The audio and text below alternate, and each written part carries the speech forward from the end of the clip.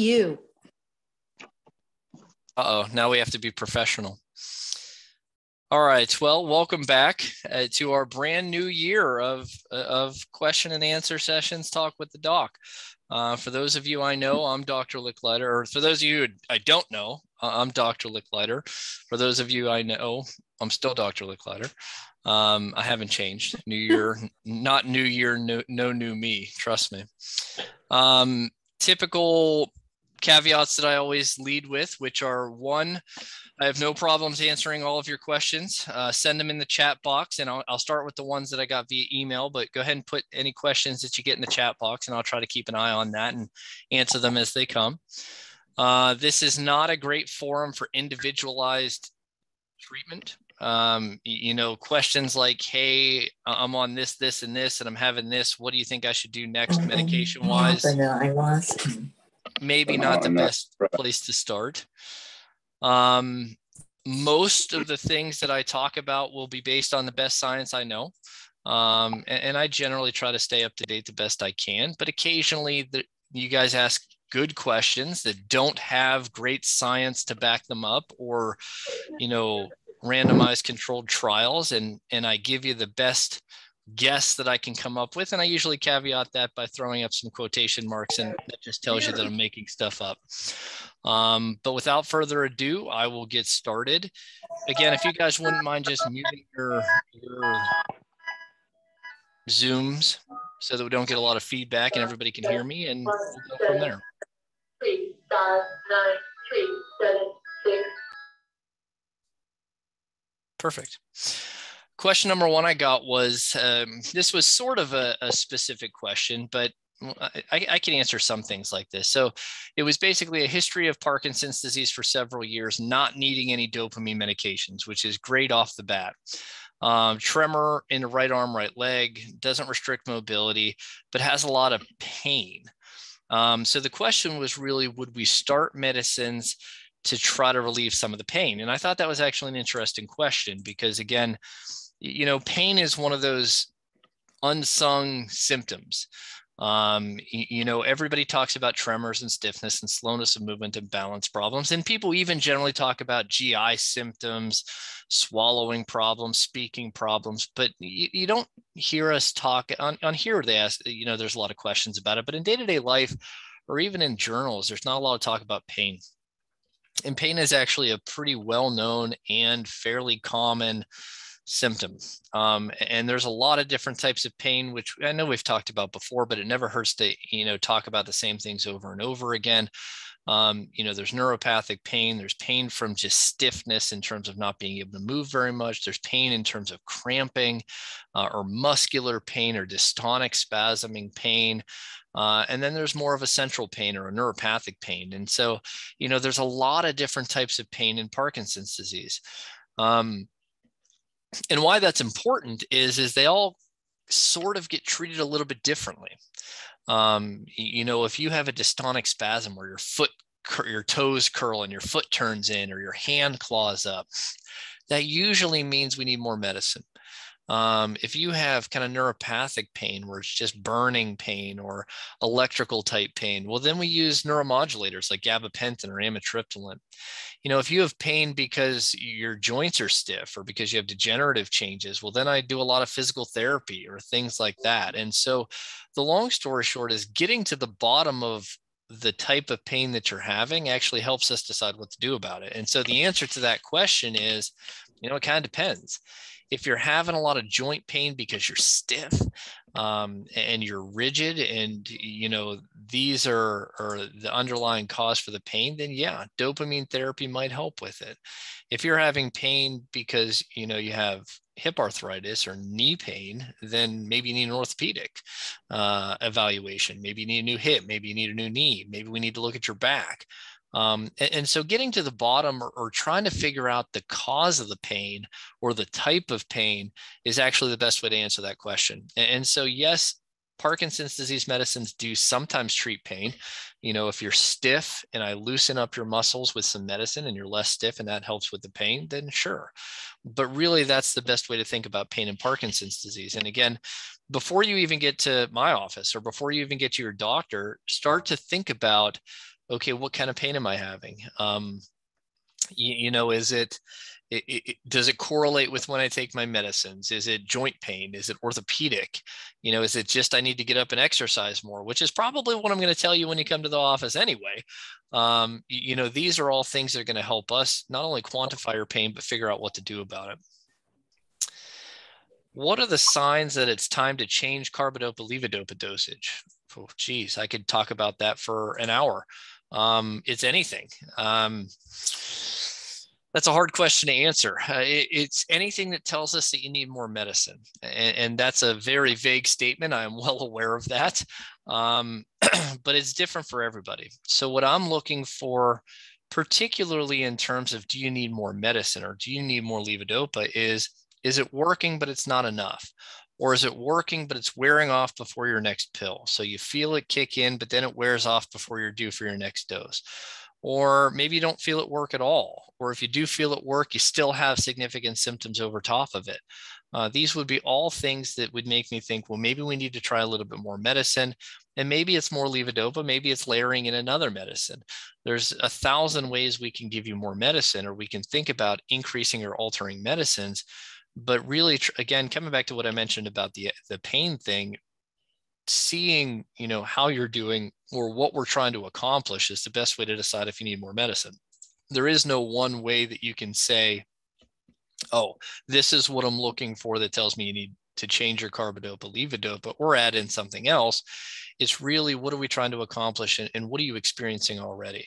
So again, this comes back to a theme that we're going to talk about a lot, which is you need a team. You need, and you need to have open lines of communication with whoever it is that's taking care of you. If it's me, then you need to be able to send me messages. We need to talk. You need to bring these things up in the office. If it's a local neurologist, same idea. You have to tell them what's going on when you get there. I say a lot of times on here is that, we can do a lot of things, but we're not very good mind readers. If you come to my office and you give me my favorite answer, which is when I ask how you're doing and you say fine, or you say okay, then that's not helping us here. And so you really have to tell us, okay, this is what I'm experiencing. This is what my biggest problem is. This is how it's related to my day-to-day life. These are all the best things to help us figure out what to do about it. And it's not just me. This is going to be true for whoever it is that's taking care of you, even if it's just your PCP that's managing you, which I probably wouldn't recommend. But if that is the case, having open lines of communication with them is key to success. I thought this was a really interesting question. What emergency medical training would you suggest for the caretaker of a Parkinson's disease patient? Now, that's a question I've never answered on here. And I don't know that I've ever even been asked that question before. I thought that was a really interesting question.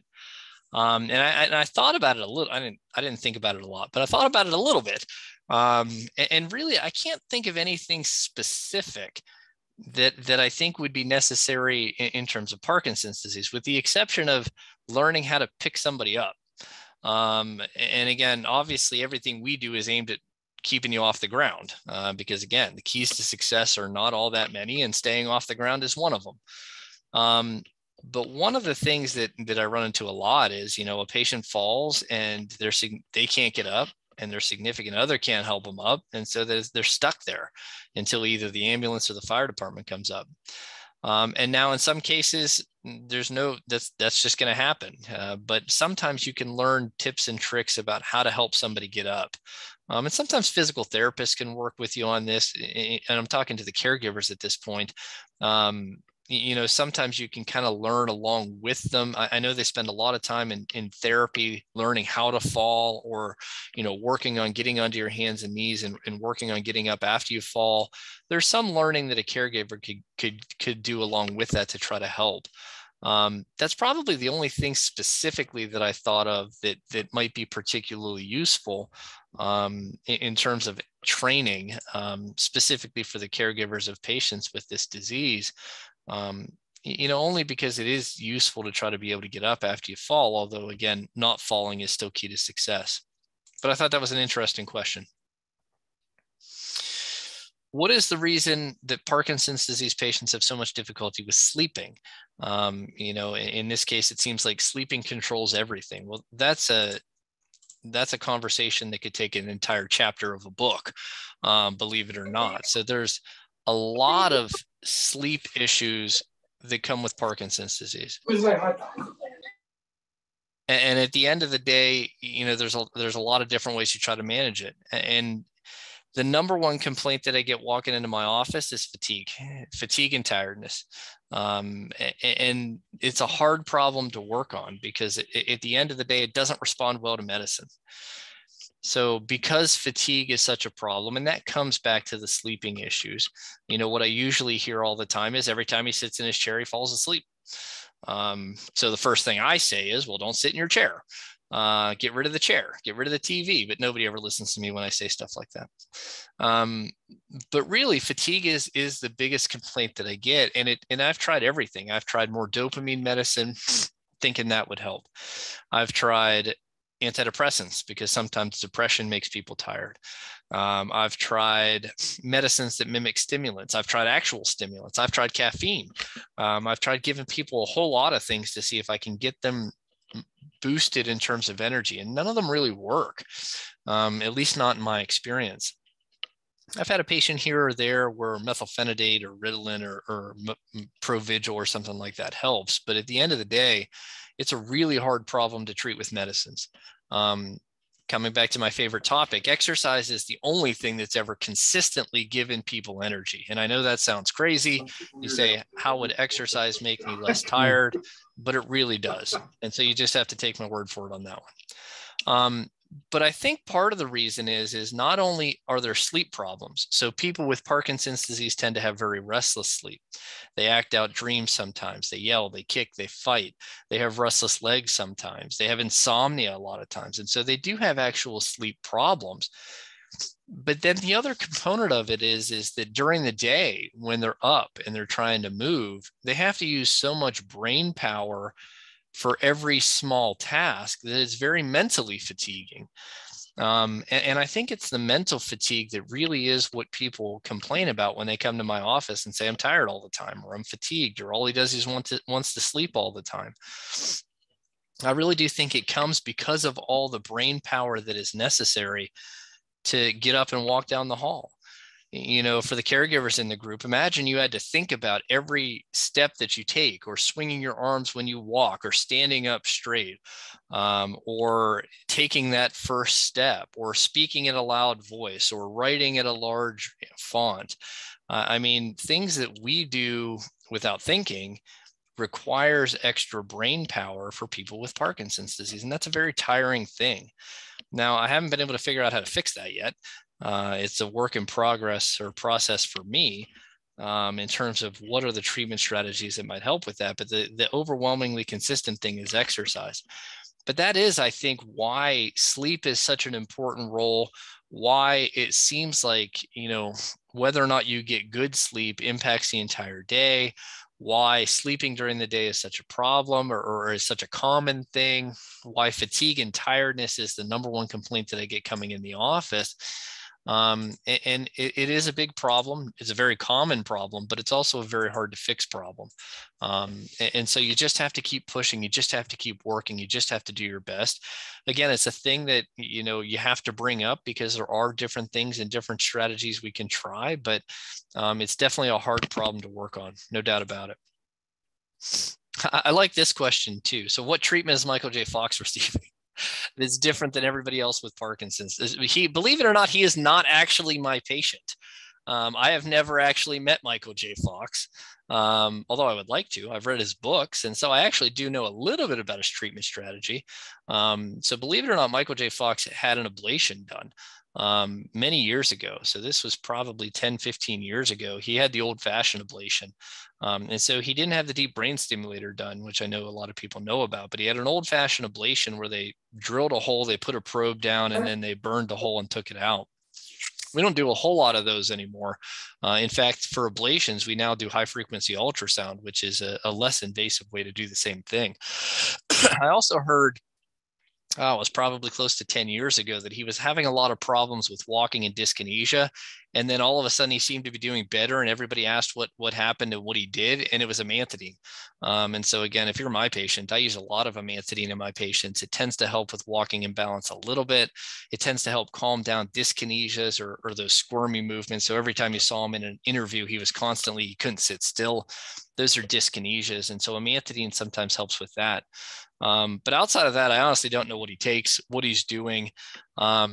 I do know that in his most kind of recent interviews, he's kind of been going downhill. And so, I don't know. He sees somebody in New York, I think, according to one of the books that I read of his. But I don't know what he does outside of have a whole bunch more money than everybody on this line. I don't know what he does that's different than necessarily any of us. But if I learn anything, I will be sure to let you know.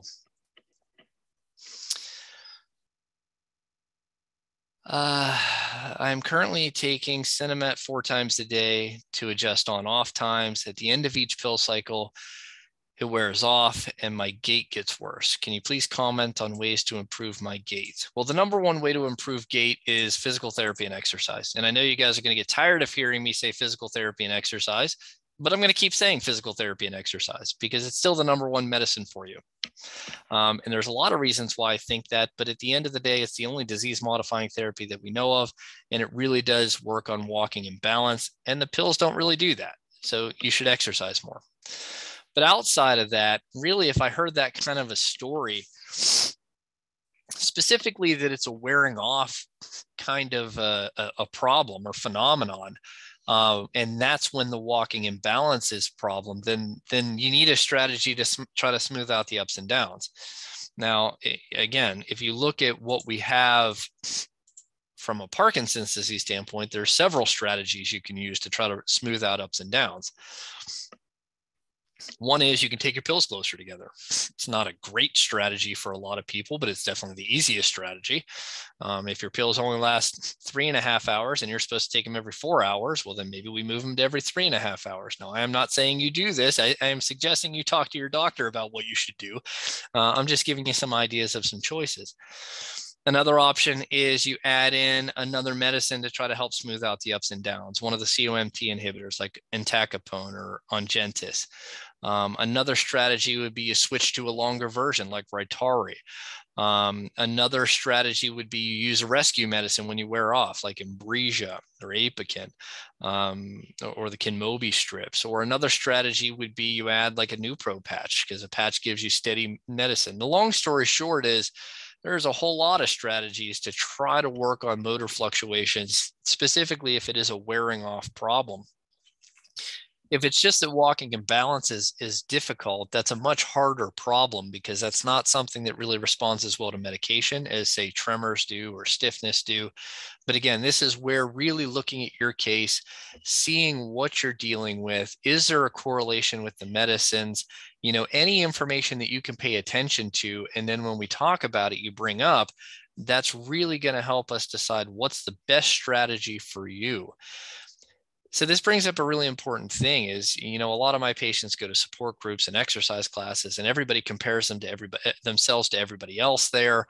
And they come back to me and they say, hey, how come he's doing this and I'm doing this? Or how come I'm not doing that? Or how come, hey, he's doing this and he looks great. How come I'm not doing it? Well, because you don't have exactly the same thing he does. And as you can tell by what we just talked about, there's a lot of different strategies to try to accomplish the same goal, which is how do I get you doing better?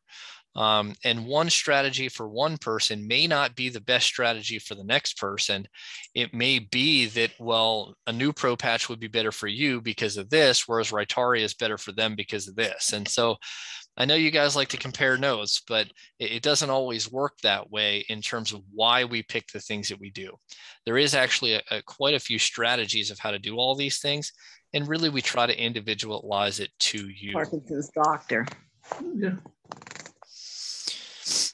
Please discuss Parkinson's fatigue, which hopefully I talked about, because again, I think that fatigue really is the number one complaint that I get. And I think it's multifactorial. And again, it's all the stuff that I talked about, and memory loss. So, and again, this is a common thing that I hear about and I talk about as well. is that memory loss does go along with Parkinson's disease, particularly as the disease progresses. Now, interestingly enough, if you go back and you read, which I have a copy of right over there in my office, James Parkinson's original essay on a shaking palsy written 200 years ago, he doesn't think that any of his patients have memory problems. Now, people didn't live as long 200 years ago, and so he might have had a skewed opinion. And we have subsequently learned over the past 200 years that memory problems do come along with Parkinson's disease. Not all the time, but also not infrequently. And it definitely gets worse or is more frequent or more common the longer you've had the disease, in terms of just numbers. There's a lot of different kinds of memory problems. It's everything from a slow memory, which is, I see somebody and I remember them, but I just can't remember their name, or I want to tell you something and I just can't think of the word, and 5 minutes later it comes to me. And there's everything from that to full-blown dementia and Alzheimer's disease. And it's not easy to predict what's going to happen. It's not easy to look at you and say, well, this is where you're going to end up. This is the type of memory problem you have. This is how long it's going to take you to get there.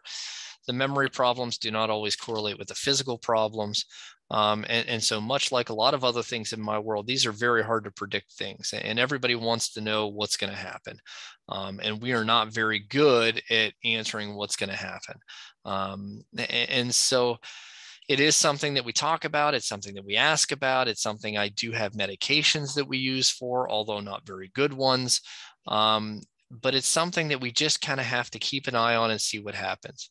Now, I do get a lot of questions about things like over-the-counter supplements like Prevagen, or there's some other ones that I can't really remember offhand. But the long story short is I have a lot of patients that take these things. And if you read online, they apparently fix everything. But I've never really had anybody come back and say, I did this and it worked fantastically. And so I don't put a lot of stock into those things, although you're more than welcome. And much like I've talked about with supplements in the past, but if you're new, I'm not against people taking supplements by any means, as long as it's not putting in the poorhouse and as long as it's not theoretically dangerous, which most of them are not. You are more than welcome to take supplements. I'm not against supplements. It's just that there's never a lot of data to support their use. You're not going to find a supplement maker who's going to do $1 billion study to prove that their supplement works. These are not FDA approved things. These are not, randomized, controlled, double-blinded, trialed things. And so there's never going to be enough data for me to say, yes, you should absolutely do this. And in my experience, they've kind of been iffy at best. And so again, those are the things that I usually hear about memory problems. They do come with Parkinson's disease. It is something we have to pay attention to. But at the end of the day, the best thing you can do is bring it up to your doctor so we can figure out what's going on. We may even send you for formal testing. We definitely do before we send you for deep brain stimulator surgery. And so it's just another symptom that needs to be worked on and needs to be paid attention to. You guys were on fire with questions this time, especially in the emailed questions. And I really liked this one. And this is the last one that I have in my email. Why isn't there a liquid carbidopa levodopa that can be better absorbed? I thought that was a great question. I've been asking for a lot of these things for a long time. There's a few answers to that question, actually. So there is actually now a gel form of levodopa that is directly infused into your small intestines. This is called Duopa. So you can get levodopa in a liquid, but it's hard to do and it's unstable. Part of the reason is it's very acidic, I think, and the medium that you need to control it and prevent it from being broken down is difficult to put into a liquid. Likewise, it's difficult to put into a patch. The gel that we have, I think took a while to come up with and to create. It actually took a lot of research to figure out how to get it stable. It's been used in Europe for a little bit longer. We haven't used it as much in the United States, but it is available. The downside to that is you have to have a tube put in and you have to have a pump that you carry with you. But for the right person, it is actually a good treatment. And so that's the short answer to that question. They're always looking for different formulations of these medicines. And so it's not like people haven't tried putting carbidopa, levodopa into a liquid. They have. It's very difficult to get it stable. It's very difficult to keep it refrigerated or whatever you would have to do. It just hasn't been cost effective or kind of feasible, at least in the productions that I've seen. A lot of these medicines, you're right, it would make it so much nicer if there was a pill form or I'm sorry, a liquid form or something that other than a pill. But for a variety of reasons, and it usually comes to kind of formulation abilities, that's actually really hard to do. I've been asking for a long time for, a non-pill or a non-oral way to easily get levodopa because we run into this problem in the hospital a lot. So if somebody is what's called MPO, or you're not allowed to eat, if you have a small bowel obstruction or you have a trauma and you're not responding and we can't get pills or a tube in you, that really, that takes away like 90% or 95% of the drugs we can get into you. And that is a really big problem for patients when they're in the hospital.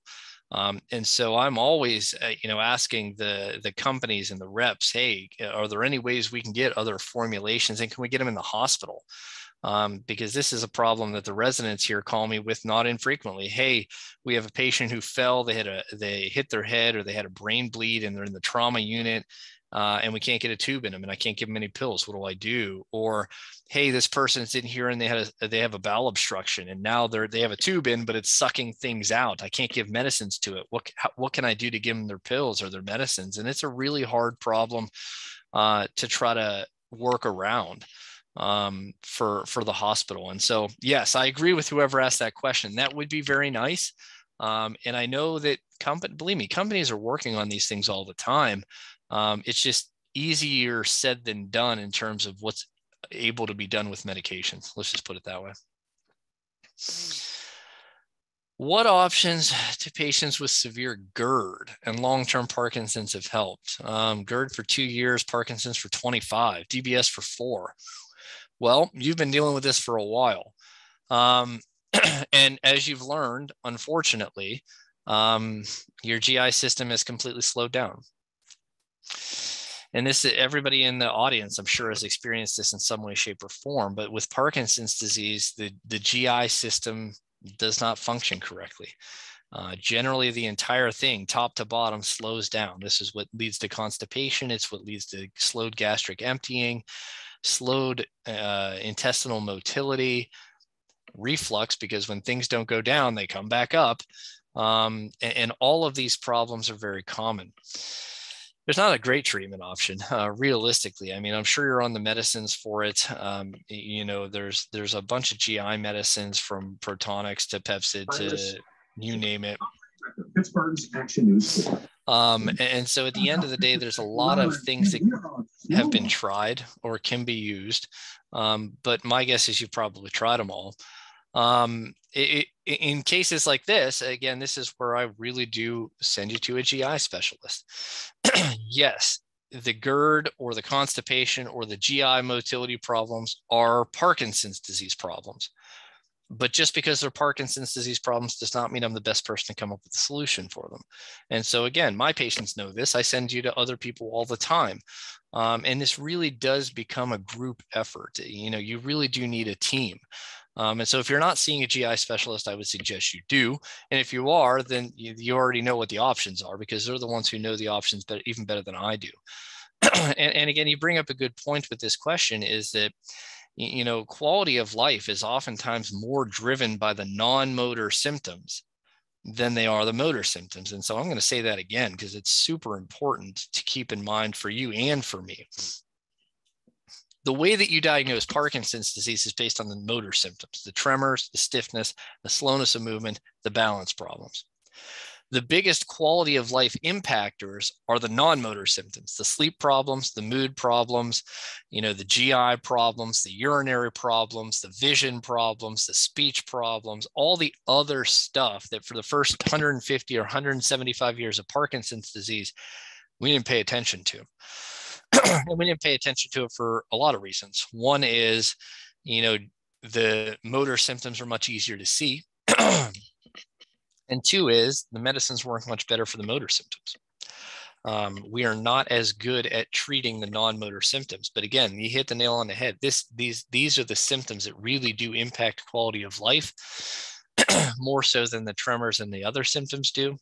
And this is why I send so many patients to GI or to urology or to psychiatry or to a sleep specialist or to a dermatologist. I mean, I send my patients all over the place because even though all of these symptoms are Parkinson's disease related, they're bad enough and they're impactful enough that we need the specialists to really work on this, and they're better at it than I am. No, I didn't answer your question, but that's probably the best I can do. And yes, I'm aware I didn't really answer the question. I'm concerned because my mom was recently in the hospital with aspiration pneumonia. Been in a rehab facility, which is what often happens, which I'm going to come back to. Very confused about where she is, what's going on, which is part of what I'm going to come back to. Are there things that you can do or help or have the doctors do to help to try to help rein that in? And so yes and no. The keys to success in Parkinson's disease are exercise, stay off the ground, and stay out of the hospital. 3 keys to success. If you exercise and you stay off the ground and you stay out of the hospital, you are going to be doing infinitely better than if you don't do those things. Exercise, I talk about all the time. Staying off the ground, this is how you get hurt. And more importantly, this is how you stay out of the hospital. Nothing good happens to my patients when they end up in the hospital for a lot of reasons. One is you're sick with something. So there's a reason you're in the hospital. Either you fell and you hurt something, or you have a pneumonia, or you have a urinary tract infection, or you're sick with something. And everybody does worse when they're sick with something. 2 is medications are not, we can't get all of the medicines that you take at home in the hospital. B, you don't get them on time. At home, you guys do a great job of controlling your medicines and knowing when you need them. In the hospital, I don't want to give you earth-shattering information here, but nurses have an hour on either side of that dose to give you your pills. So that's a big window. And you can imagine everybody at home sitting there thinking, okay, what if I took my pill an hour early or an hour late? And what would that do? Nothing good. Then you throw on top of that everybody gets confused in the hospital because you're in an unusual environment, you're sick with something, you're not getting the correct medicines. And so what happens? You get confused, you get altered, you get agitated.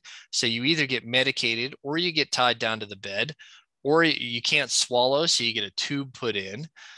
And that just agitates you even further. And then you get medicines that make your Parkinson's symptoms even worse. And so not only are you in an unusual environment, and you're not getting the correct medicines, and you're not getting the correct medicines on time, and you're sick with something, you very well may get medicines that make you worse, because that's what it takes to calm you down. And so the long story short is this happens to a lot of my patients when they're in the hospital, and almost nobody goes directly back home from the hospital. I mean, I don't want to be the bearer of bad news, but this is why it's so important to stay out of the hospital, stay off the ground, work on balance, work on staying upright, because bad things happen to my patients when they go to the hospital. Are there things you can do? Well, yes and no, especially with COVID times, because half the time you go to the hospital and you can't even go in and visit. I feel like the visitation rules keep changing day by day because of the new variants and so on and so forth. And so that outside, or notwithstanding, you can try to reorient. So the more you can be there, the better. The more you can reorient or be there when therapists are working with them, or be there when doctors are in there, the more you can actually be present and be a familiar face and try to reorient, the better. Does it work all the time? No. Does it work some of the time? Maybe. You try to avoid other things. So you try to avoid new medicines, or you try to avoid medicines used to calm somebody down. You try to avoid heavy duty pain medicines, sedating medicines. These all make people confused. Is it always possible? No. I mean, if you have hip surgery, you're going to need pain medicine. They're not just going to give you a stick to bite on. But again, thinking about all these things are what you can try to do. And then what ends up happening, as I mentioned, you don't go straight home. So then you get transferred from the hospital to either a skilled nursing facility or an inpatient rehab. And so this is another change of environment to another confusing and different place. And you guys, you can just imagine. I mean, I feel like I would get confused if these things happen to me. And so you take somebody who already has a brain issue and you layer it on all these things. It's not a good situation. If you can get back home safely, a more familiar environment will help, but it's not perfect. And a lot of times when my patients end up in the hospital and they end up going to a skilled rehab or a nursing facility, and eventually they make it back home, they're not as good as they were before all this started. And even if I try giving them more medicine or doing things, we don't always get back to where you were before that all happened. And so I'm glad you posted that question, because this is a really common situation. You know, again, believe it or not, even though I tell people to stay out of the hospital, my patients end up in the hospital not infrequently. You know, if you have a significant event, I'm not telling you to stay home and not go to the hospital. Do not misinterpret what I'm saying. If you have an emergency, you need to go to the hospital. But if there's anything we can do to keep you safe, i.e. work on your walking and balance and exercise, getting your vaccinations, getting your flu shot, all the things that prevent you from getting sick or minimize how bad it is if you do get it, are really important for patients, because staying out of the hospital is key to success, because everything in that question is exactly what I hear time and time again when you end up in the hospital. There's only so much you can do. Sometimes it does get better if you get them back home, but do your best. As present as you can be, as many familiar things as you can have will help. But the best thing is A, avoiding a situation at all costs, and B, trying to minimize how long you are outside of your normal environment. Hopefully I answered that question. Thank you. You're welcome. What does the EEG procedure inform a patient? So what is an EEG? Maybe that's what you're asking. So an EEG is an electroencephalogram. This is a test that measures brain waves. And so generally we use EEGs in seizures. You can pick up seizure activity, you can pick up epilepsy. That's the environment that will typically do an EEG. We do EEGs all the time in the hospital. So if anybody is confused or altered or not their normal self, we'll do an EEG for two reasons. One is to make sure they're not seizing. And two is usually what it comes back as slow. So what an EEG is basically a bunch of squiggly waves on a computer screen. And believe it or not, your brain fires at a natural frequency that we can pick up on an EEG. And so I know what your brain is supposed to look like on an EEG. And when it doesn't look like that, then we know there's usually a metabolic problem or some sort of process going on that's causing you to be confused. And that's usually what we'll use an EEG for. You'll see it done most in epilepsy for seizures, though.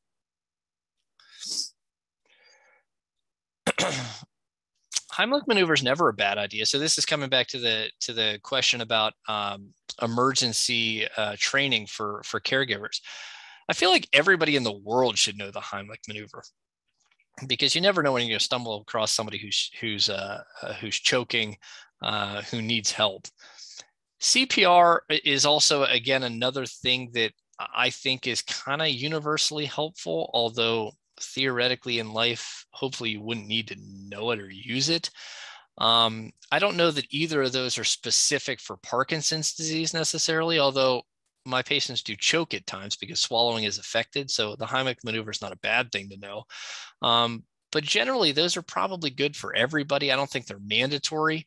But yeah, if you want to take a course in CPR, it never hurts. The more knowledge, the more information, the more skill you have, well, the better you are prepared if something does happen. I can't argue with that.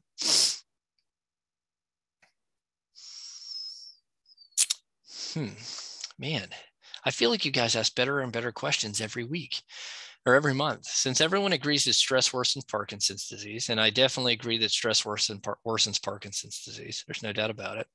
Have there ever been any studies looking at lifelong stress as a reason for developing Parkinson's disease? Yes and no. There are studies looking at environmental triggers of Parkinson's disease, which can be construed as metabolic stress or oxidative stress or brain stress. And so these are things like pesticides. These are things like manganese toxicity. These are things like, well water, things of that really stresses the cell metabolism in the brain. So in that regard, stress has been looked at. Day-to-day stress, I don't know that I've ever read any articles pointing that out. I think that would be a hard thing to quantify in terms of a study. But I mean, I have to assume that there's got to be a correlation with stress of any type, physical stress, emotional stress, mental stress, and probably, you know, if you're somebody who is predestined or predisposed to get Parkinson's disease, it probably brings it on sooner. And so just to get to kind of what causes Parkinson's disease, or what's our theory right now of Parkinson's disease? Well, it's a combination between genetics, but it's not usually just one gene, because most people don't have a definitive genetic Parkinson's. That's only about 10-15% of Parkinson's disease to this point. So it's probably a combination of genes across your entire spectrum of genes. And then we know that environmental triggers also lead to it. And the ones that I mentioned are the ones that are fairly well correlated. So Agent Orange, industrial strength pesticides, manganese toxicity. But again, most of my patients don't have those either. And so there's probably a whole host of other environmental things. And so you can imagine if you're somebody who maybe is predisposed, maybe you have the right genetic makeup and you have a severely stressful life, then yeah, I would imagine that would bring it on sooner. Case in point, it's not uncommon for me to hear, you know, I went in for a knee surgery and when I woke up, I was shaking. Again, it wasn't necessarily that I think the surgery, you know, that you had a stroke or that whatever they did to you led to Parkinson's disease, but maybe you were somebody who was going to get it and the stress of anesthesia or the stress of surgery is what triggered it. I mean, I hear that not uncommonly. I don't have any proof. That should be quotation marks. I have no evidence behind any of that. But theoretically, you can imagine, again, if you're somebody who's going to get Parkinson's disease and you have brain stress or anything that's toxic to the brain or anything that may, you know, tip over a metabolic problem that you're already predisposed to get to make it worse. I mean, I think that logically makes sense that that could definitely send you into it. Again, I don't know if I'm actually answering any of these questions, but I'm going to keep going anyway. Makes me feel better. And I'm at least going to pretend like I did. I'm glad you did the big and loud therapy. It is great. Keep up the good work.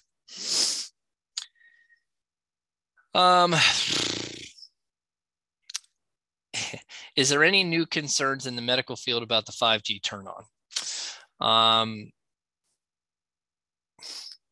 How do I answer that question? No, I do not have any concerns about the 5G turn on. And so a lot of cellular or mobile device companies are doing a lot of things with high wires, high power, 5G, 6G. I don't know what half of this means. You probably have to be an IT person to understand it. But there's been talk since cell phones were invented that wires, that you know, high frequency waves, infrared waves, radio waves, telephone waves, you name it, waves have been toxic to the nervous system, to brain, to Parkinson's disease, to Alzheimer's disease, to you name it. I've never seen convincing data for that personally. I've seen iffy data for that, but I've never seen convincing data to make me think that there's some concern there. But again, I am not all knowing by any means. There are things we don't know about how the brain works, how it interacts with the environment around. You know, could there be? Sure. I don't have any knowledge or any proof that there isn't, but at the same time, I don't have any convincing evidence that there is. So until somebody tells me, hey, look, this specifically is a problem, and I'm not sure what you would do even if it does. I mean, I don't think we're going to convince the big companies that they're going to change their mind on what they're going to do. Personally, I could be wrong about that, but I tend to have a pessimistic view of big corporations and companies and government. This shouldn't be recorded, but it is. But at the end of the day, I don't think we would have a lot of success in altering that. But so worrying about it does me no good, especially with DBS. So interestingly, you know, when DBS was invented or first came out of the early generations of DBS, there was some interference with outside things. So anything, particularly magnetic fields, would have some impact on deep brain stimulators. I remember when I was in training, and I trained under Dr. Baser, who sees more patients than just about anybody on the planet, which is why it was such a great opportunity for me to train. I remember specifically she had a patient who I guess was using a power tool, and when they went and interrogated the DBS, it turned on and off like thousands of times because a power tool uses a rotating magnet to do it. And so back in the day, there were some issues with magnetic fields, airport securities, things like that. But I'm pretty sure, I mean, we're talking that was 20 years ago. The generations of deep brain stimulators have just come so far that I really haven't run into any problems with them in the recent past. So again, I don't think that's going to be an issue as well. And then the last part, I have unusual things happen to my computer all the time. I feel like it only works half the time when I get on it. And so I don't know if that's just been this week or if that's just common. Maybe I'm just IT deficient. I don't know. But I feel like my electronics never work correctly for me. So I can't answer that question. How do you relate restless legs with Parkinson's disease? Well, it's a good question. So I just read something the other day that suggested that perhaps restless legs wasn't necessarily a predisposing factor for Parkinson's disease. And I don't know if it is or isn't, but it definitely goes along with my Parkinson's disease patients not infrequently. We don't understand the pathophysiology behind restless legs, by the way. And so there's a lot about the phenomenology or the symptoms of restless legs that just we don't have a good explanation for. It does correlate with my Parkinson's disease patients, not infrequently, but I have plenty of Parkinson's disease patients that do not have restless legs, so it's not mandatory. Why I say we don't have a great understanding of the physiology or the mechanism of how it works is how we treat it. So restless legs is treated with a bunch of different medicines that don't seem to have a lot of connection. So the two best drugs, according to the most recent kind of overview of restless legs, are Mirapex, which is pramipexole, which is a dopamine drug, and Horizont, which is a gabapentin analog, which is not a dopamine drug. And then there's a whole host of other drugs that we use, including Requip and Nupro, and sometimes Cinemet. Sometimes we use Lyrica. Sometimes we use gabapentin. Sometimes we use benzos, although they're not great choices. And then once you fail everything, believe it or not, opioids actually work for restless legs. Not a great treatment strategy, but also not unheard of. And I can't figure out how all of those things would seemingly impact or treat the same condition. I mean, they're very, very different drugs. And then you throw on top of that iron is actually really important in the success of restless legs. And there's been talk about how iron is impactful in Parkinson's disease as well, but it's never really been correlated or figured out how it plays a role. And so even though the two things are frequently coexisting, I'm not sure how they necessarily relate to each other. And I think that comes back to the fact that we just don't have a good understanding of restless legs yet. Once I think we figure out a little bit more about restless legs, then I think we'll be able to better answer that question. The best way to deal with restless legs is by treating it. Now you have to check iron levels, because if your iron levels are low, I can give you all the medicine in the world and your restless legs is not going to be better. And sometimes, believe it or not, down at Hopkins, they're actually looking at iron infusions to treat restless legs, which I've done with success at least once, maybe twice. It's hard to get it approved through insurance and it's hard to get administered, but sometimes iron supplementation fixes restless legs, but a lot of times it's adjusting medications.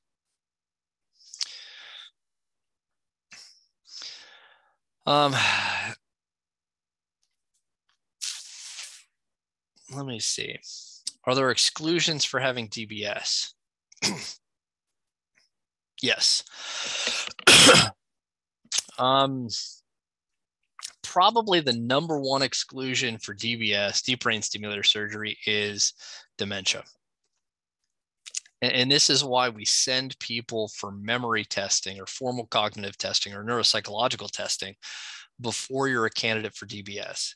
And the reason for that is drilling holes into somebody's head and putting wires into their brain sometimes makes memory worse. And we certainly don't. Trading, physical symptoms for dementia is not a great trade. It's not a win. That's probably the major exclusion that I would have for DBS. Now, there are some other minor ones. Again, deep brain stimulator surgery is a specific tailored treatment. And so you want to have a talk with your doctor before undergoing DBS with goals of care, because it really, it's good for some things. It's less good for others. It makes sense for some people. It doesn't make sense for others. Again, there are medical conditions that would preclude you from being able to have brain surgery. But outside of that, from a neurological standpoint, it really is something that you have to discuss. And the reason for that is, we want to make sure that you are happy after we drill holes into your head and put machinery into you.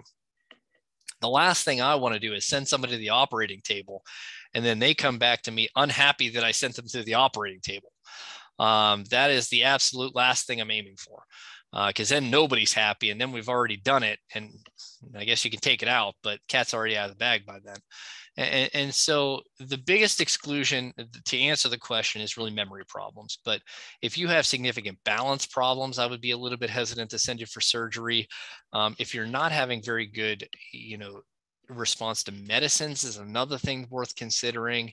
There's a whole host of things that you have to consider before sending somebody for surgery. And that really is kind of a personalized conversation that you should have.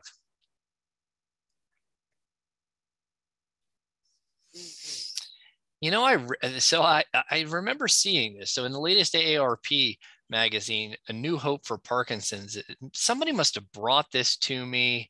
I've seen this article, and I feel like somebody brought this to me. And I still don't know what the ingredients are. So there's two common ingredients in over-the-counter, probiotics, or over-the-counter probiotics that are overrepresented in the guts of people who have Parkinson's disease, and they don't really say specifically what they are or what to do about them. There are, and coming down again, there's a lot of bacteria in your gut. I don't want to be hopefully I'm not telling you something you don't already know. Your gut is full of bacteria. And there has been a lot of look at the gut bacteria in Parkinson's disease, because again, a lot of people start with GI problems. And if you go back to, I forget where Brock is from, I want to say Germany, but I might be making that part up. I'm just guessing on that one. So there was and I don't even know if it's a guy or a woman. I don't even know who it is. I've never met this person, but the seminal paper for this comes out of a group led by a Dr. Brock, B-R-A-A-K. I don't know. I can look it up, but I'm not going to at the moment. Where basically they looked at autopsies of people that were in different stages of either Parkinson's disease or even before they developed Parkinson's disease. And it turned out that they found the pathology in the gut and in the olfactory of the nose first. And this is what led us to thinking that maybe constipation, and loss of sense of smell. Again, these are well-known non-motor symptoms to predate the motor symptoms of Parkinson's disease. Maybe this is a stepwise fashion and this was to tell us what happens in the pathology of people with Parkinson's disease. And so there's been a lot of work in the gut on Parkinson's disease because we know that it's intimately affected. There is a lot of Parkinson's disease pathology found in the gut, and there is an entire nervous system that feeds the gut that is impacted by Parkinson's disease and the pathology, the Lewy body pathology that you'll hear about. And it turns out that the bacteria in the bowels of people with Parkinson's disease is very different than the bacteria in the bowels of, we'll call normal people, although I don't know any normal people, but we'll call them non-Parkinson's disease people. How does that sound? Because nobody's really normal. And there's been a lot of look at whether or not you can correct that via probiotics. Can you get good bacteria to grow and maybe correct that balance problems? And I think that's what this was getting at. And there has been look at H. pylori, which is the bacteria that leads to ulcers in the stomach, and how that correlates with Parkinson's disease. I don't know, is the short answer. I'm a little bit iffy on the data. I'm a little bit iffy in terms of it being clear cut. There are some studies out there that suggest that H. pylori definitely plays a role in levodopa absorption, which is coming down to the next question, and how it impacts the success of treatment for Parkinson's disease. But then I've also seen studies or reports that suggest that even if you fix that, it doesn't actually correct the problem. The same thing is true for the probiotics. I've seen papers written about probiotics being beneficial for Parkinson's disease, but then I've also seen papers that suggest they don't do anything. And then there are some papers that suggest certain kinds are better than others. And so the long story short, in my opinion, the jury's still out. I don't think there's enough good data out there for any of these things, from treatment of H. pylori, which yes, there is a test for, but no, I've never done that. No, I don't really know how to do, nor would I know what to do with the results, even if I had that. And the same thing is true for the probiotic talk. Again, there's a lot written about these things, but there hasn't been anything that I've seen that's been conclusive that says, hey, look, we did this and this really worked. Is there some benefit to probiotics? Probably. I mean, a lot of people use them for a lot of things. Do they help with indigestion or other gastrointestinal problems? Maybe. I don't know. Is there enough data out there for me to say everybody should be on this one and this is whatever? No, not at all. The same thing is true for treatment of H. pylori or other bacteria or things like that. Is there maybe some rhyme or reason that might be a good idea? There might be. There's some science there that suggests maybe that's an issue or that we can do it. But at the end of the day, there's not enough evidence for me to say, yes, everybody should go get this checked and we need to eradicate this. And it's a big issue. And so, in my opinion, the jury's still out on all of these things from a gastrointestinal standpoint. But I think the more that we learn, my opinion might change. And I will come back and give you guys an update as soon as I hear it. And then the last question that I'm going to answer, because I saw Casey pop back on, which means she's about to give me the axe, is how do you decide when somebody is ready for deep brain stimulator surgery? And again, this is another textbook chapter. I mean, I could give an hour talk. In fact, I gave an hour talk just a couple of months ago on deep brain stimulator and Parkinson's disease. And so I can talk about DBS for a long time. But there is no easy answer to that question. The obvious answer is a young, and not to say you can't use it in elderly patients, but young people generally have less medical problems. A young patient with good symptoms, which means tremor predominant, because tremor is what DBS works the best for, with good response to medication, who has had disease for at least 3 to 5 years, who is having problems with medications, who wants to do something more invasive. Now, you can imagine how often that person walks in my door. Not very. That would be the ideal person in the slam dunk. But at the end of the day, that person doesn't exist very often. Most people aren't that person. And so we have to decide, okay, when is the right time? What are we trying to accomplish? And what are we trying to accomplish is probably the best question. What symptoms are we trying to eradicate or alleviate? What's going on with the medicines? What symptoms might it not work for that might be a problem? What symptoms might it make worse that might be a problem? So DBS can make speech a little bit worse, in case you didn't know that. It can make balance a little bit worse sometimes. And so, it's not an easy decision. And I'm not a surgeon. I am not aggressive. I am as opposite of aggressive, which is probably, I'm as passive as they come. I am not in a rush to get people to the operating table because simply, if it was me, I wouldn't be in a rush to have holes drilled into my head. However, it is the right person or it is the right treatment for a lot of people. It is the best treatment for a lot of people. And so it is individualized. Talk to me about it if you're my patient. Talk to your neurologist about it if you're not my patient.